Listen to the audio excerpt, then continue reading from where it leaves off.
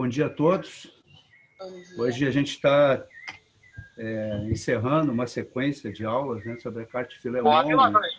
O Jorge trouxe para nós a exposição nesses últimos 3 fins de semana e me coube essa parte de uma análise da carta mais com a tendência a ver a aplicação dessa carta, né? Porque é uma carta sui generis, né? Não é uma carta doutrinária, é uma carta particular, pedido pessoal de Paulo. Não que ele não tivesse feito cartas pessoais, né? Porque ele fez para Tito, para Timóteo, por exemplo. Mas essa aí é mais do que uma carta doutrinária para irmãos que estavam à frente da liderança da igreja naquela época. É uma carta com pedido pessoal em função do Onésimo, né? Que Paulo encontrou lá na prisão em Roma.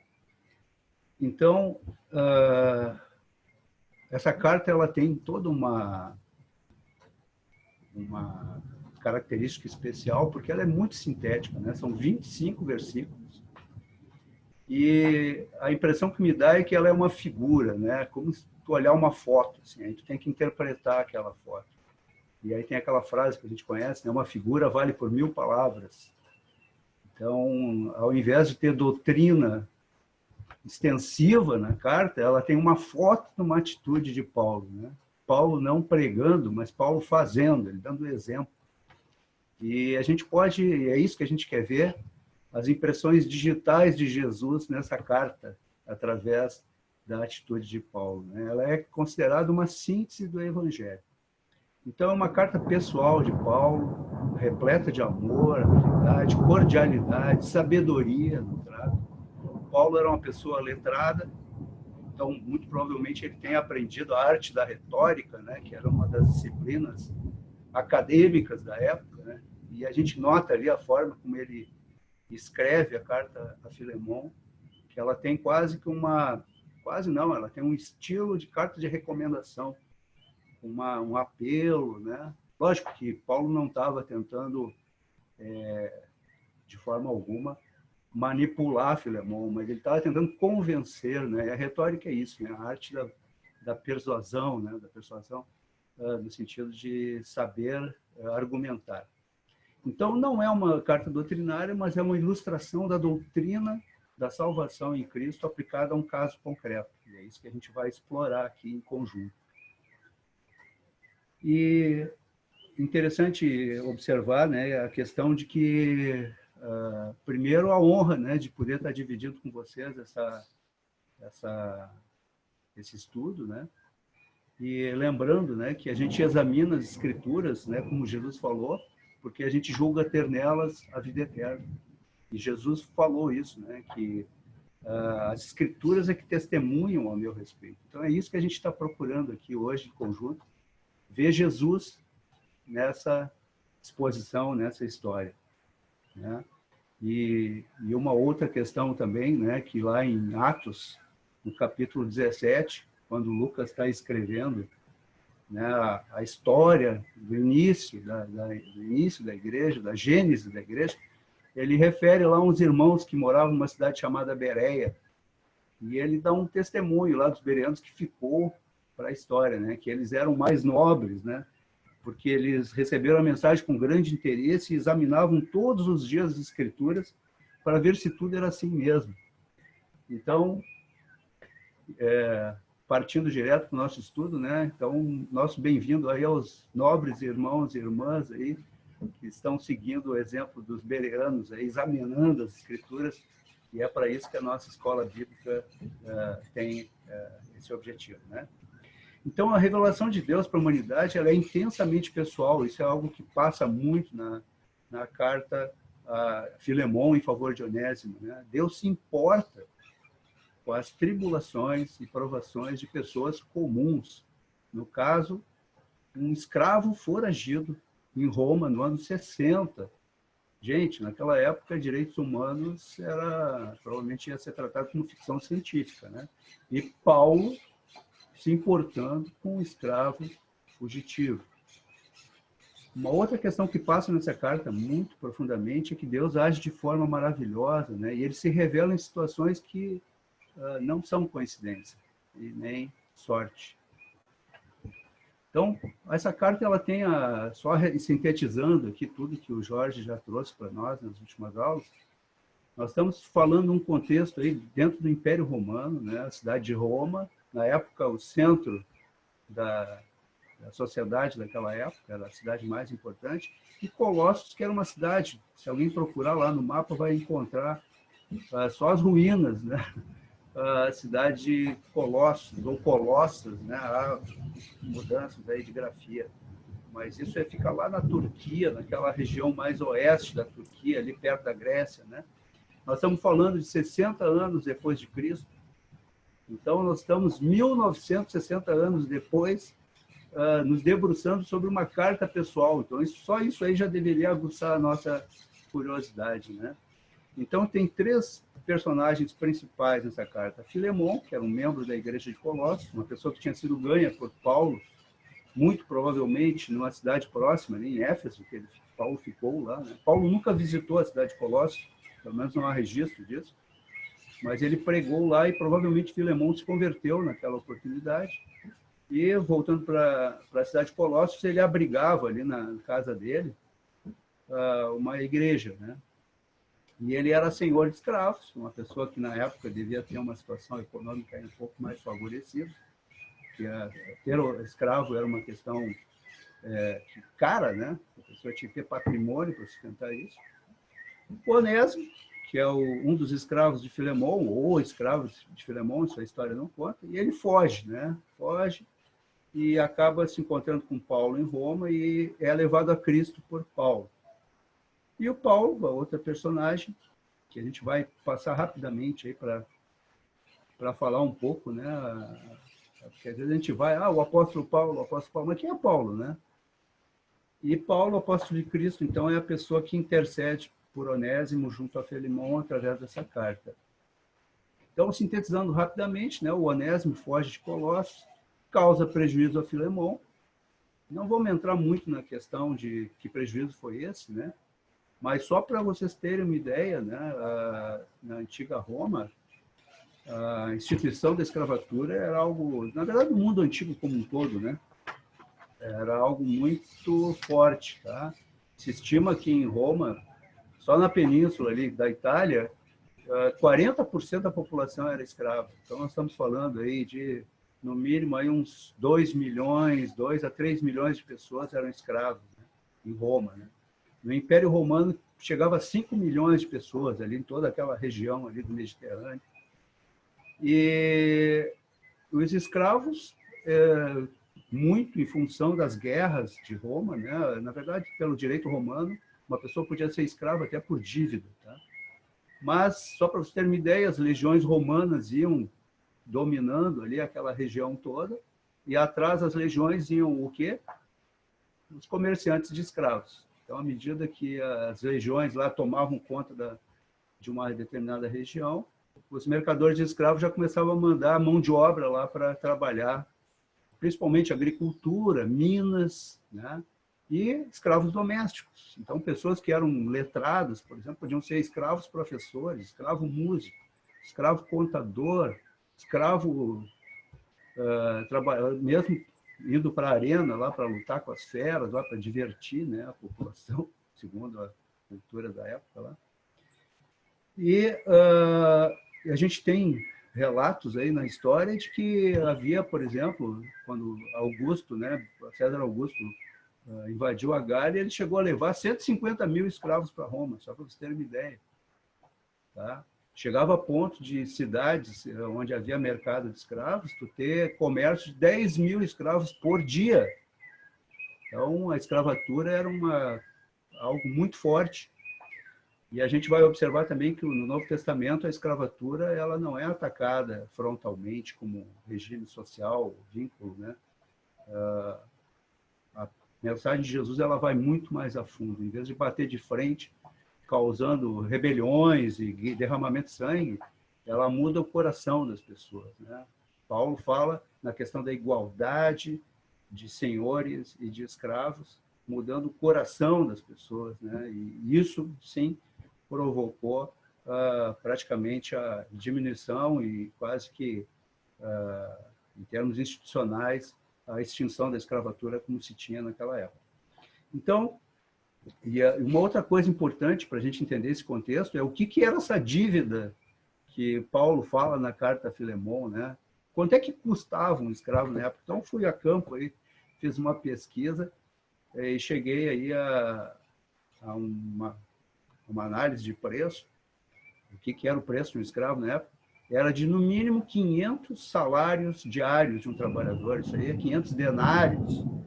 Em preço de hoje, isso dá 12 mil euros, tá? Ou 70 e tantos mil reais. Isso era o preço de um escravo.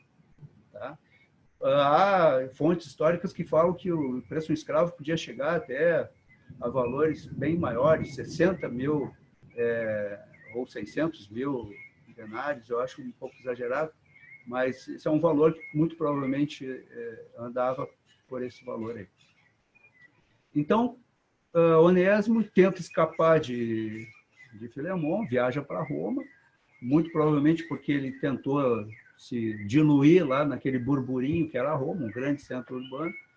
Era difícil um escravo ficar andando pelas ruas, né? Havia caçadores de escravos, então ele foge para Roma na tentativa de escapar, né?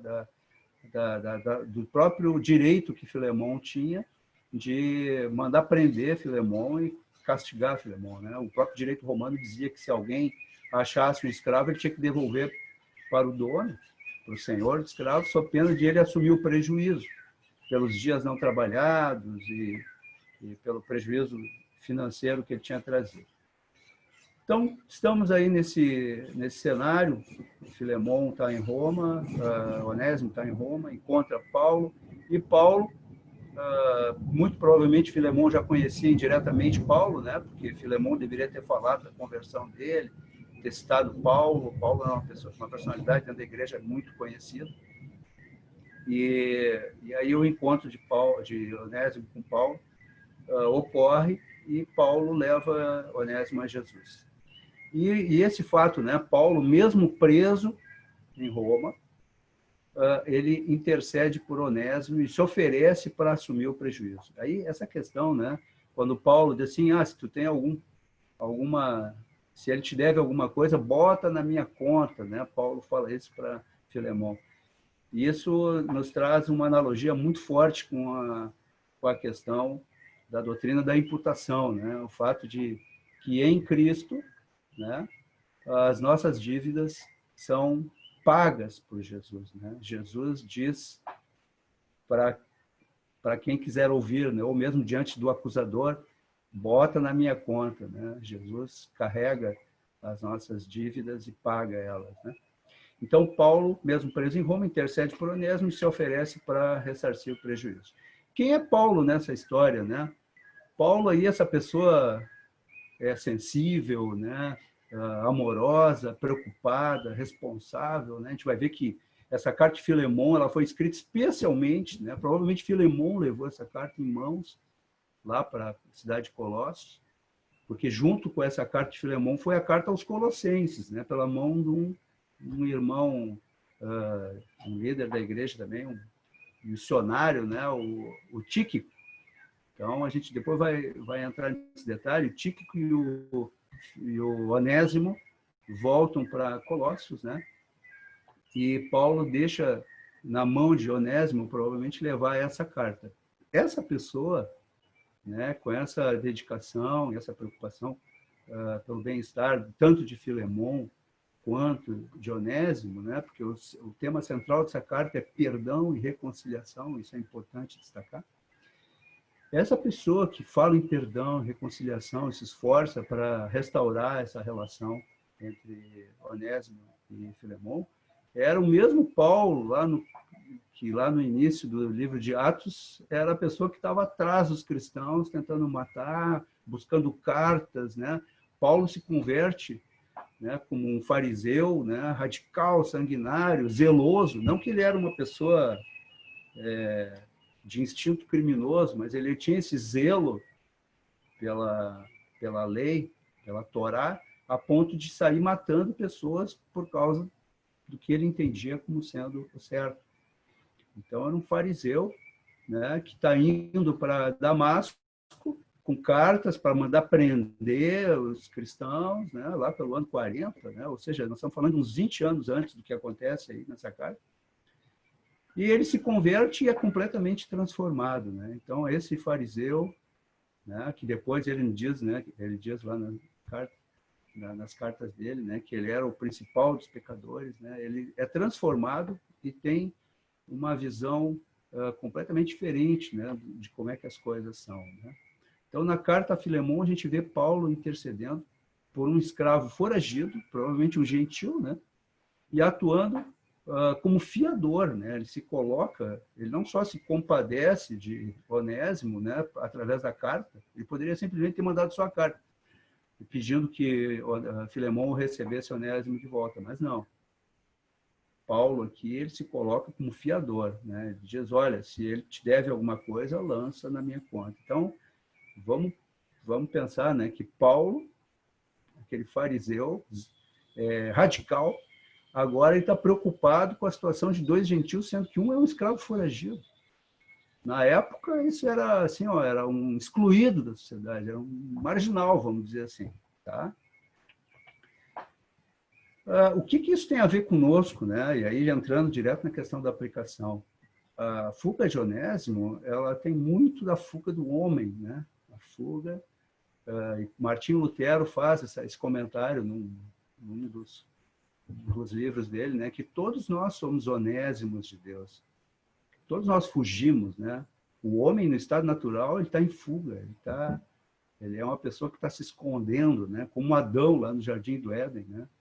Eu ouvi a tua voz e me escondi porque eu estava com medo quando Deus chamou ele, né? Da mesma forma nós, sem conhecer a Cristo, né? Lá em Romanos, o próprio apóstolo Paulo fala isso, né? Não há nenhum justo, nenhum sequer, não há ninguém que entenda, ninguém que busque a Deus, todos se desviaram, tornaram-se juntamente inúteis. Curioso, né? Aqui também, né? Onésimo em grego é útil, que era um nome comum para os escravos.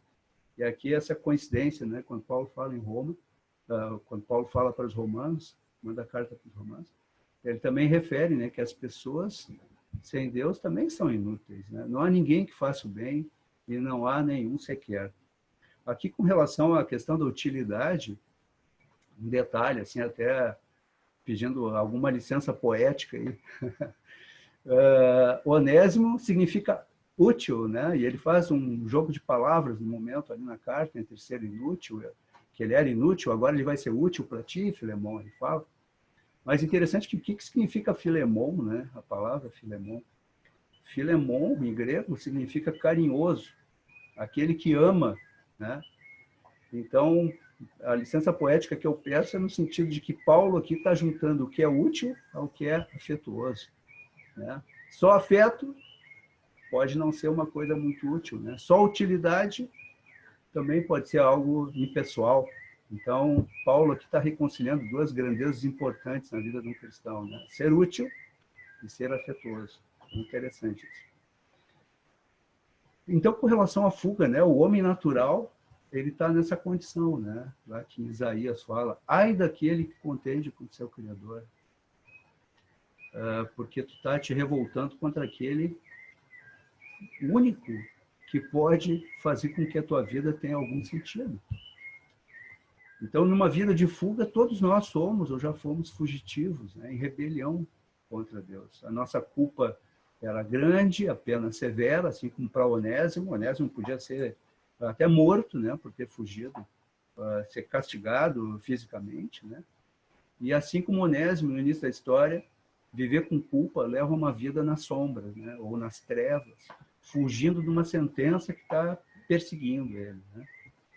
Então, Onésimo provavelmente estava fugindo para Roma, mas aquela liberdade dele provavelmente tinha um gosto amargo, porque ele sabia que ele estava devendo algo, né? Ele estava com medo.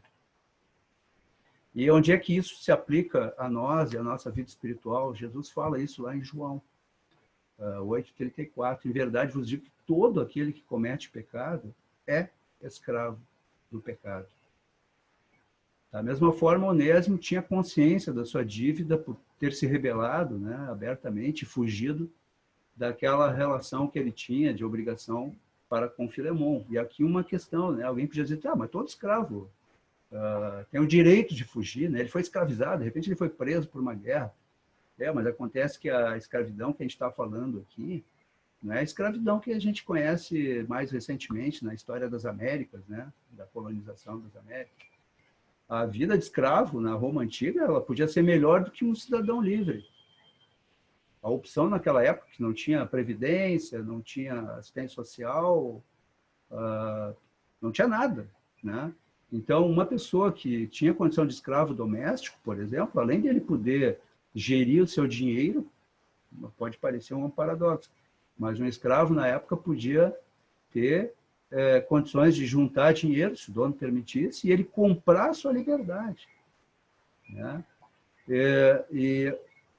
Então, essa questão da escravidão em Roma, né?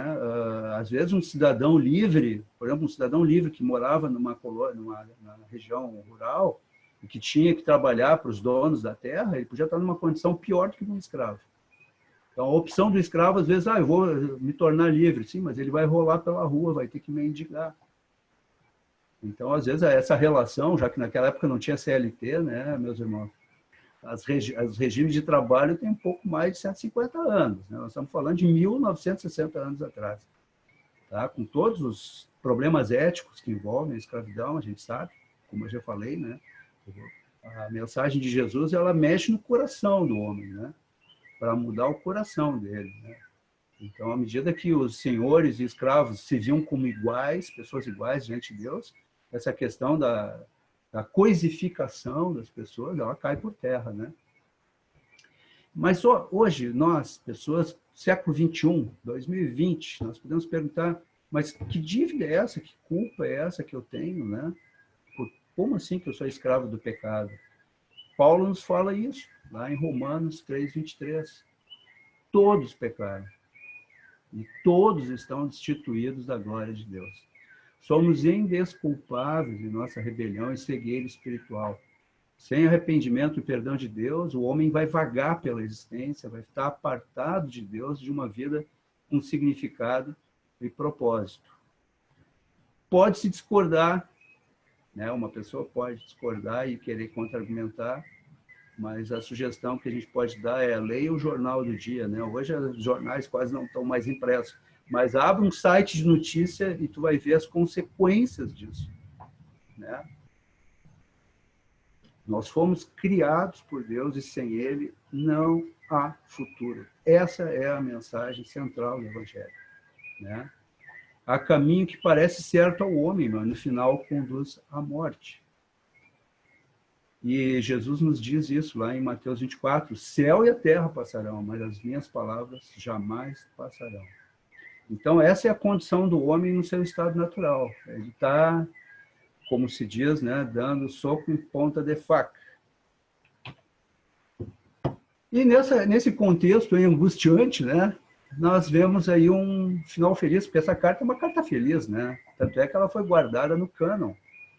Lá pelo ano 170 já estava considerado, não, essa carta é de Paulo e ela narra um momento nobre da ação de Deus, né? Atuando na libertação do escravo, numa restauração de uma pessoa, né?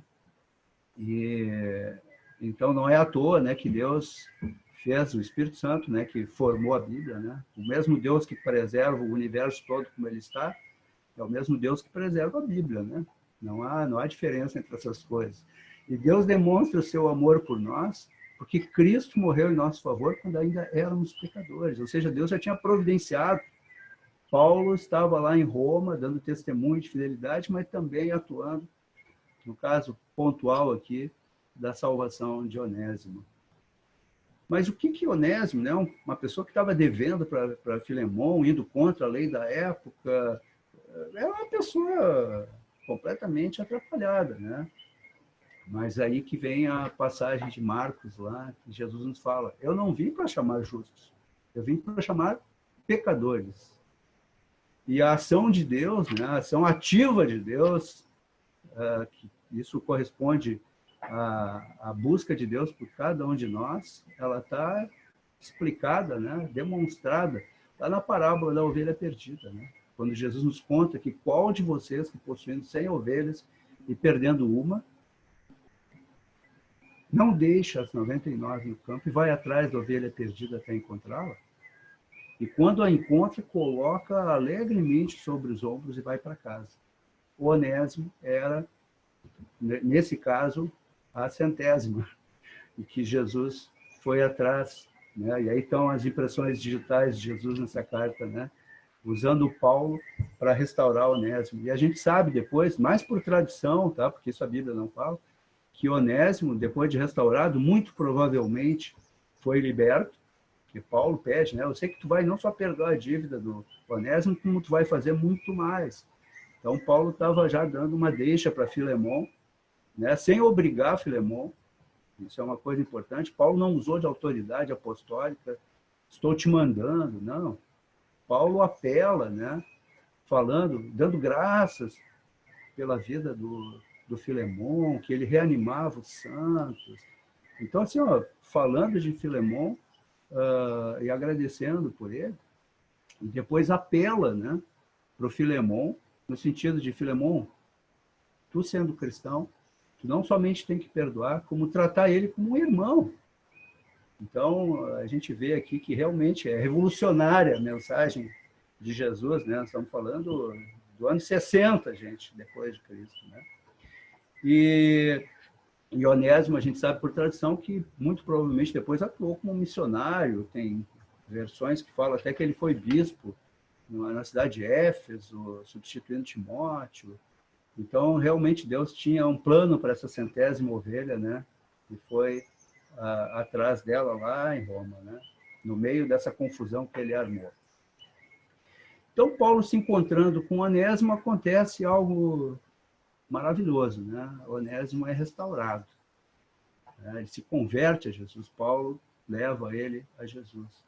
E aí se verifica aquilo que está lá em 2 Coríntios também, que Paulo escreveu. Assim que se alguém está em Cristo, nova criatura é, as coisas velhas já passaram, eis que tudo se fez novo. E vemos aqui a responsabilidade do homem, né, em tomar uma decisão frente a essa mensagem, né? Onésimo optou por viver como uma pessoa restaurada. Não foi porque ele estava obedecendo a Paulo, não. Onésimo se converteu, né? Recebeu a adoção em Cristo, e a gente vê que pela atuação, depois a gente vai pensar, né, como é que foi esse retorno de Onésimo.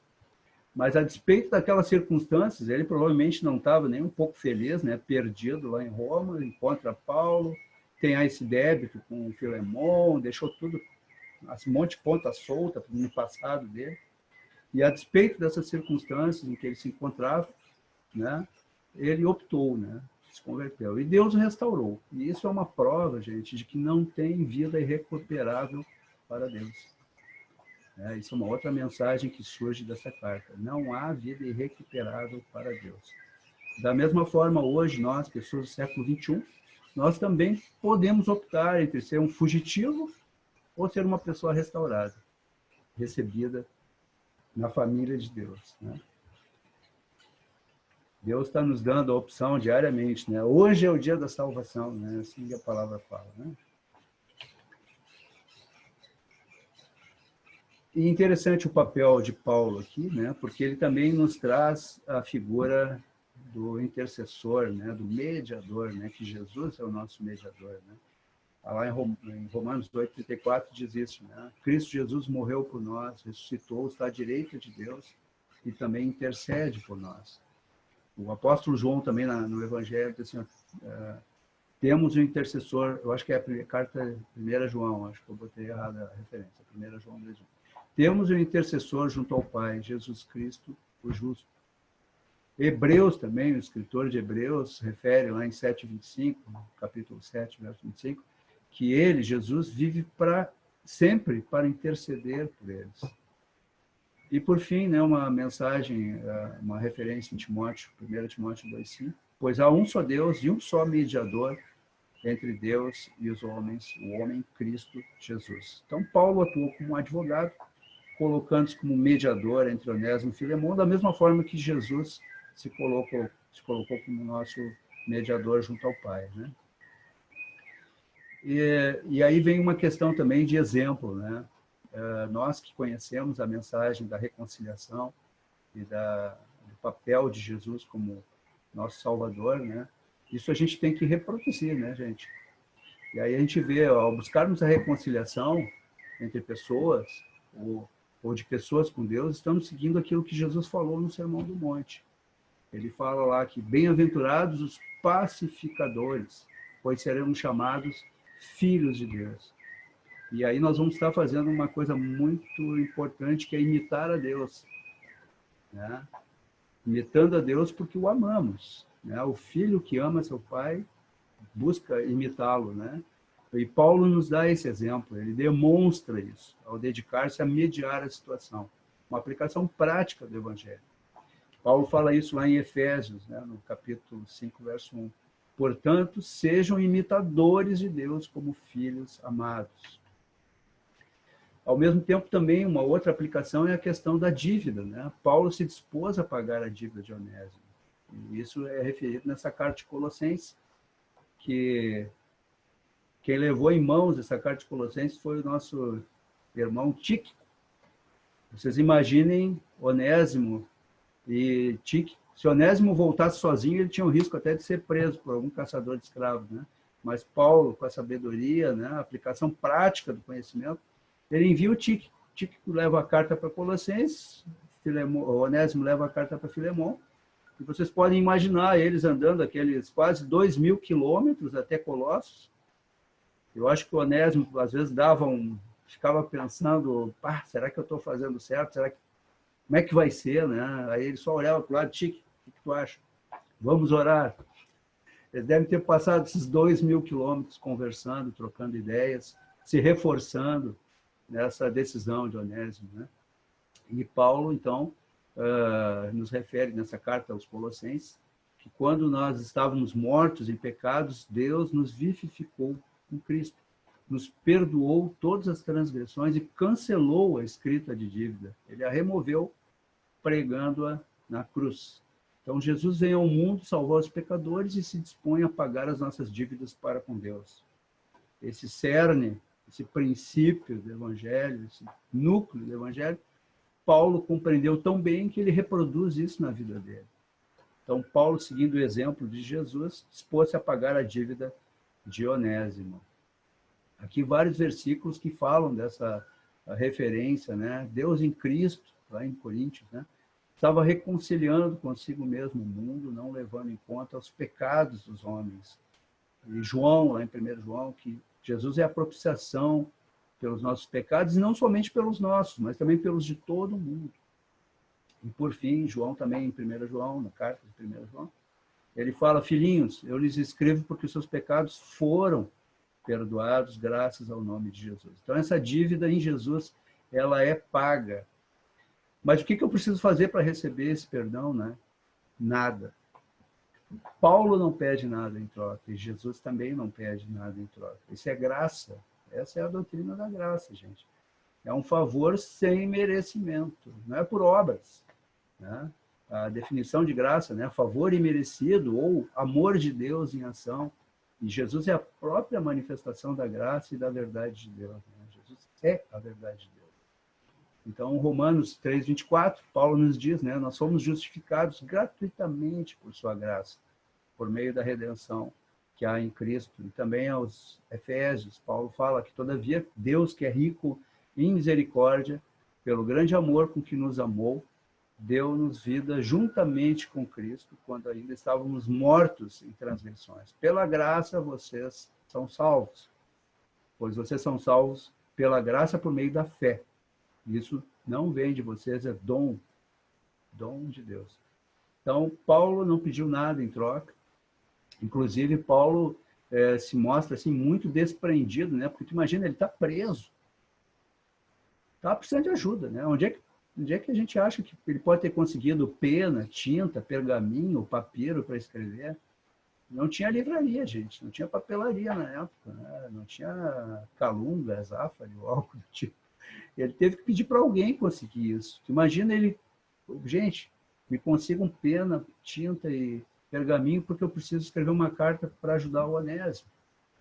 Então, Paulo, nesse sentido, ele se mostra bem desprendido, porque ele podia ter dito simplesmente, olha, eu vou pedir para o Filemão libertar o Onésimo, mas como tu já está aqui, vamos economizar, né? Fica aqui já, porque eu sei que o Filemão vai me atender, eu estou precisando mesmo, tu vê, eu já estou velho, eu sou apóstolo de Cristo, eu estou preso. Ele podia ter racionalizado, né? Mas o que, que ele faz?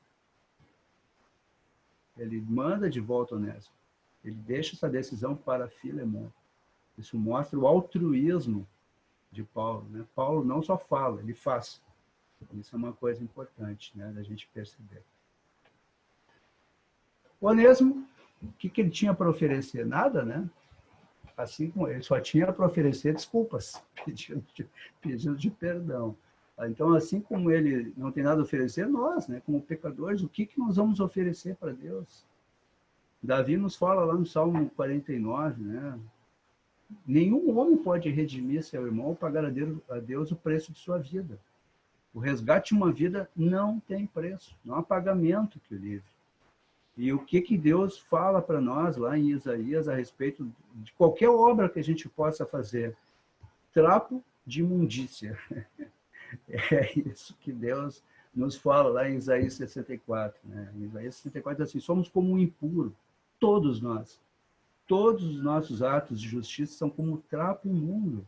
Murchamos como folhas, como vento, as nossas iniquidades nos levam para longe. Então, o homem no seu estado natural é um caso perdido, né? Sem Jesus. Mas o final feliz é esse, né, gente? Onésimo e Filemão, a gente tem isso na história, né? Uma boa história, ela fica meio aberta para a gente, o que aconteceu no final? Onésimo volta, sim, para Filemão. Muito provavelmente, Filemão deve ter alforreado, né? Libertado Onésimo. E Onésimo depois serviu a Deus dentro da igreja. E se conta, né, como já falei, que ele trabalhou bastante ministrando na época. Né? Então, em Coríntios, Paulo diz, Deus nos reconciliou no passado. Né? É fato, já acontecido. Deus nos reconciliou consigo mesmo por meio de Cristo e nos deu o ministério da reconciliação. Nos confiou a mensagem da reconciliação. Então, Paulo aqui está mostrando como é que se faz, né? Às vezes com preço pessoal, como Paulo pagou. E Efésios também refere, em Cristo Jesus, vós que antes estavais longe, já pelo sangue de Cristo chegastes perto. Então, agora, Onésimo volta para Filemão e ele vai ser considerado irmão, família de Deus, né? Não na condição, não, eu vou te restaurar, volta aí, então fica aí, tu agora é escravo. Não. O Onésimo voltou numa outra condição, né? Ele voltou melhor do que ele foi, né? Então, assim como Onésimo se deixou reconciliar por Paulo com Filemão, o pecador, nós, né, por meio de Cristo, podemos nos reconciliar com Deus. E uma outra questão, né, a respeito da coerência de Paulo, né? A mesma coisa que Paulo escreveu lá para os Coríntios, né? Nós somos embaixadores de Cristo, como se Deus estivesse fazendo seu apelo por nosso intermédio. Por amor a Cristo, lhes suplicamos. Reconciliem-se com Deus. Essa era a bússola de Paulo, gente. Tá? É isso que moveu Paulo a passar por tudo aquilo. Naufrágio, chicote, vara, perseguição. Ele estava imbuído dessa mensagem, né? Reconciliem-se com Deus. E o mesmo Paulo escreveu dessa maneira aos Coríntios, referindo a essa obra de salvação, ele vivia isso na sua vida cotidiana. A sua pregação seguia o que Jesus disse em Mateus 12:34. A boca fala do que está cheio o coração. O coração de Paulo estava cheio dessa mensagem de reconciliação. Então, não é surpreendente, né, que a carta a Filemão seja uma carta cheia da mensagem de perdão e reconciliação. Então, Onésimo agora já está na família de Deus, né? Assim como Paulo nos fala lá em Romanos, né? Nós não somos mais estrangeiros, nem forasteiros, mas concidadãos dos santos e da família de Deus. Onésimo volta para Colossos para encontrar Filemon, mas agora numa outra condição, né? Como um irmão em Cristo. E nós? Onde é que está essa aplicação para nós hoje? Nós fomos constituídos irmãos de Jesus. Jesus é nosso irmão mais velho. Tá? Nós estamos na família de Deus, nós que cremos em Jesus e deixamos a escravidão do pecado. Essa é a mensagem que está por trás. E aí aquele jogo de palavras, né? Onésimo agora é útil, né? Como Paulo fala lá em Coríntios 5, verso 18. Se alguém está em Cristo, nova criatura é, as coisas velhas já passaram, eis que tudo se fez novo. Nós éramos velha criatura, agora somos novas criaturas. Nós estamos justificados pela obra de Jesus, e agora nós nos encontramos num processo de santificação, para alcançarmos o alvo de Deus, à medida da estatura completa de Jesus Cristo, né? A santificação é aquele processo, né, meus irmãos? Tu entra na casa de Deus, aí Deus começa a te ensinar como se portar à mesa, que tem que tomar banho todos os dias, tem que botar roupa para lavar, tem que, né, tem que estudar, tem que trabalhar, tem que limpar a casa, tem que, né? A santificação significa a parte prática, né? Como nós reproduzimos, né, na nossa vida diária, a vida de Jesus. Isso é santificação. E, por fim, já chegando ao nosso final, a nossa carta, né? O que nós estamos escrevendo? Essa é a pergunta que fica desse estudo sobre a carta de Filemon. Assim como Paulo escreveu uma carta, talvez despretensiosa, né? Paulo talvez nunca tenha imaginado que a carta dele estaria sendo estudada quase 2000 anos depois. Assim nós também, né? Estamos escrevendo talvez uma carta despretensiosa no nosso dia a dia, mas que tem consequências eternas, né? E inimagináveis, né? A gente não sabe a repercussão dos nossos atos, né? Por isso a gente todo dia pede a Deus a sabedoria para viver o dia de forma a exaltar e glorificar o nome dele, né? Então eu escrevi aqui uma pequena poesia, ela está traduzida, ela perdeu um pouco a métrica, assim, né? Mas ela refere assim, ó, cada um de nós escreve um evangelho. A cada dia, um capítulo. Pelos atos, pelos olhares e gostos, pelas coisas que dizemos. Nossas ações nos traem. Isso são palavras fiéis e verdadeiras. E, portanto, dizem, como é o evangelho de acordo com você? Então, meus irmãos, era isso que eu queria repartir com vocês. Eu acho que até concluí um pouco mais cedo. Mas aí é bom, né? Porque a gente pode abrir a aula para perguntas dentro daquilo que possivelmente eu conheço e possa explicar. Mas fica aberta a palavra aí para quem quiser contribuir, para quem quiser observar, trazer algum comentário adicional, alguma dúvida. Fico à disposição. Só queria comentar assim, que eu nunca parei tanto tempo para estudar um livro de Filemon, né? Um livro tão curto. E, sinceramente, não tinha tido tantas aplicações quanto as que vocês nos trouxeram nesses domingos. Então, agradecer as aulas aí, então, o Jorge e o Vitor. Para mim foi bem proveitoso. Conseguimos extrair muitas lições preciosas aí do livro de Filemon. Eu acho que essa situação toda aí de Onésimo com Filemon deve ter criado uma jurisprudência interessante na época, né? À medida que o evangelho crescia, os escravos que iam se convertendo terem um status de irmãos numa casa em que antes eles eram talvez até maltratados, né? À medida que se essa carta chegou até nós aqui 1900 e poucos anos depois, ela deve ter sido de conhecimento de mais gente em volta ali na região, né? Então, Eu acho bem interessante essa questão da gente pensar que Paulo não estava escrevendo. Eu acho que o alcance da carta não foi só Onésimo e Filemão. Deve ter chegado mais adiante isso também, né? Uma coisa para a gente pensar assim, mudando a cabeça, mudando o coração, né? Como disse o Vitor no início. O Evangelho muda o coração.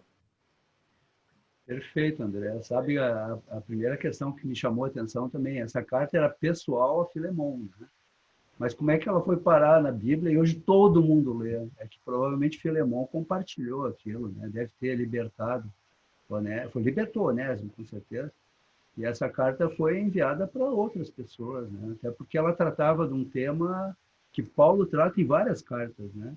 Da relação, né? Ele trata entre escravos e senhores.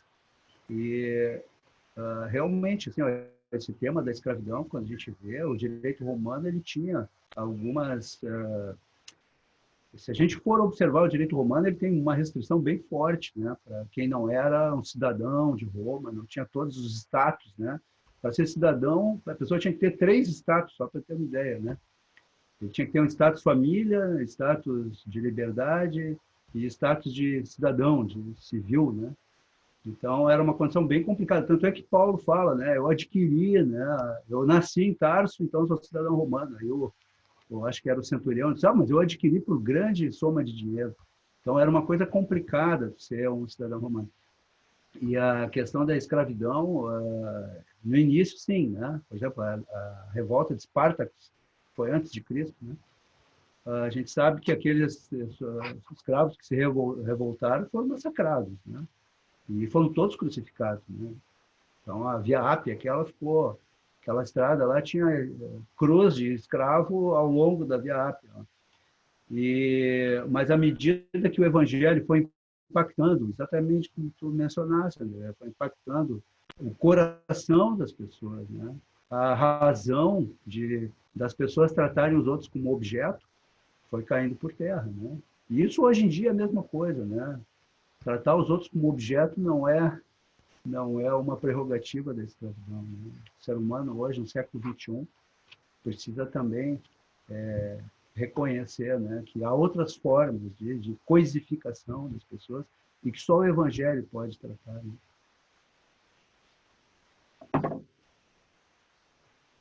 Vitor, eu ia só acrescentar também, estava ouvindo as aulas e primeiro agradeço a Deus pela vida do meu pai, e tua também pela transmissão dessas aulas com muita clareza, né? Mas todas as vezes em que a gente lê Filemão, pelo menos que eu leio, e principalmente nessa aula, acho que é o que ficou mais latente, né?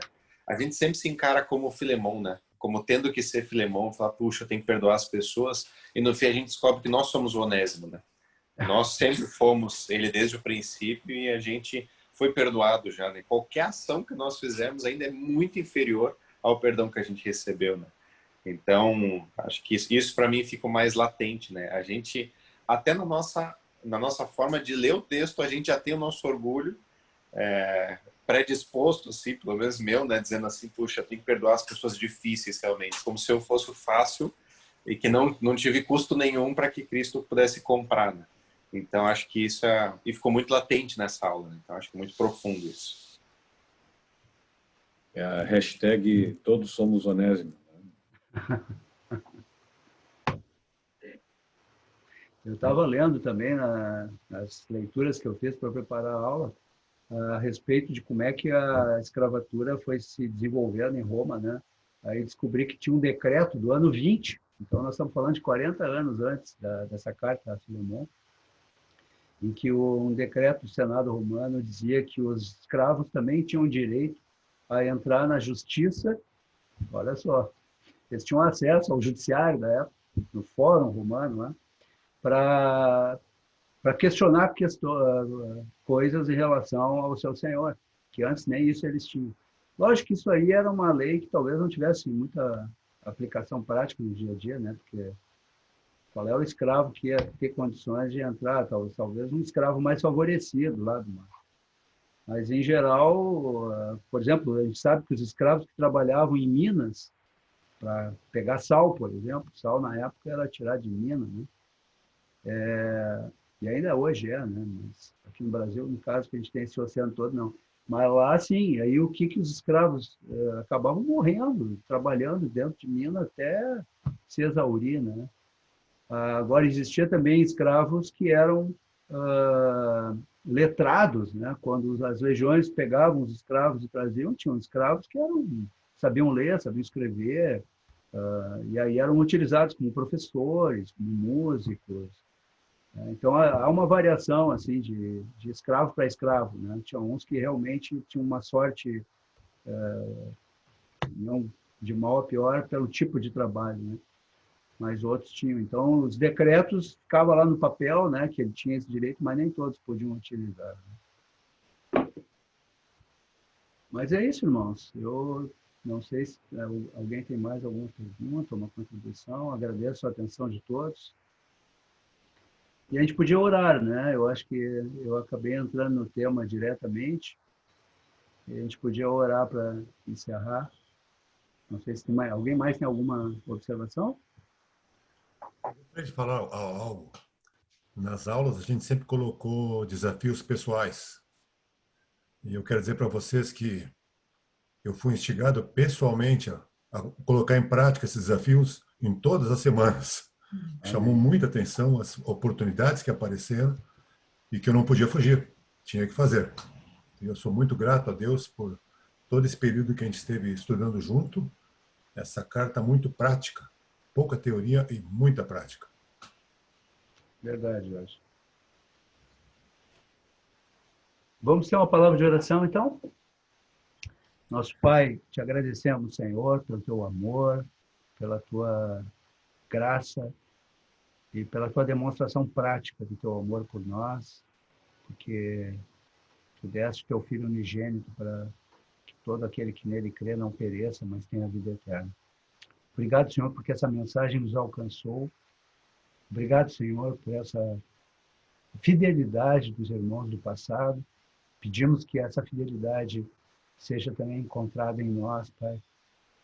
Queremos ser uma carta de Cristo aberta, que todos os homens possam ler, e que a nossa palavra, Senhor, seja coerente com aquilo que nós pregamos, Senhor.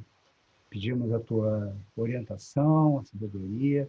Te agradecemos também pela vida de cada um aqui, Pai, pela vida da igreja, Senhor, que tu cuidas pessoalmente, com quem tu te importas, Senhor, nos mínimos detalhes.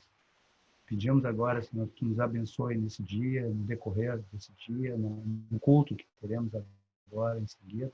E te agradecemos, Senhor, por tudo, em nome de Jesus. Amém.